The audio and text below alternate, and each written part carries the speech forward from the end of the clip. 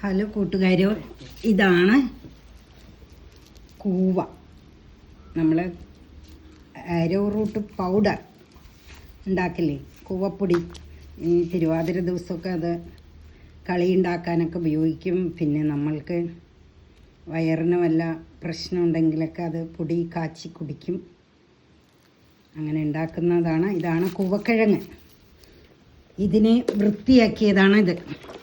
ഒരു പ്രാവശ്യം കഴുകിയാലൊന്നും പോരാ.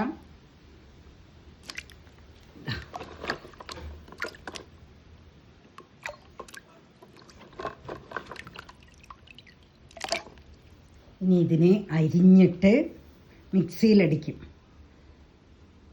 അപ്പോൾ മിക്സിയിലൊക്കെ അടിച്ചിട്ട് നമുക്ക് വീണ്ടും കാണാം. കൂവയെല്ലാം അരിഞ്ഞ് വെച്ചിട്ടുണ്ട്. ഇനി ഇതിനെ മിക്സിയിൽ അടിക്കണം.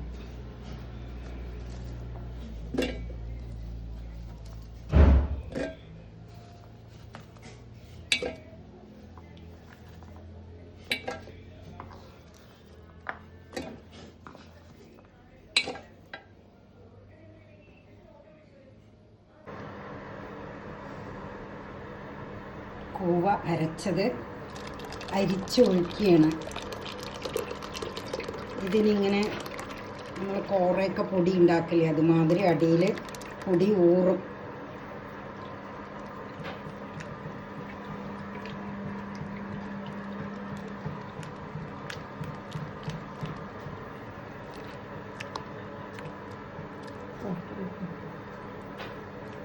ഇതിൻ്റെ ചണ്ടിയൊക്കെ മാറ്റി വയ്ക്കും.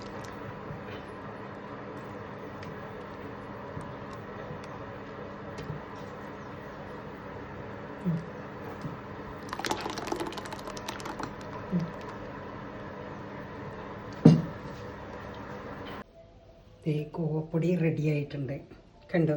ഇനി ഇത് ഉണങ്ങണം.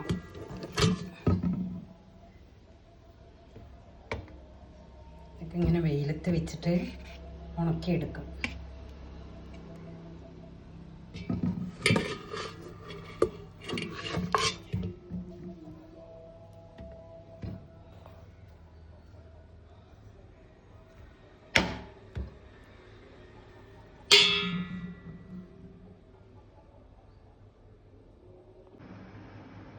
കുറച്ചുകൂടി ഉണങ്ങാനുണ്ട്.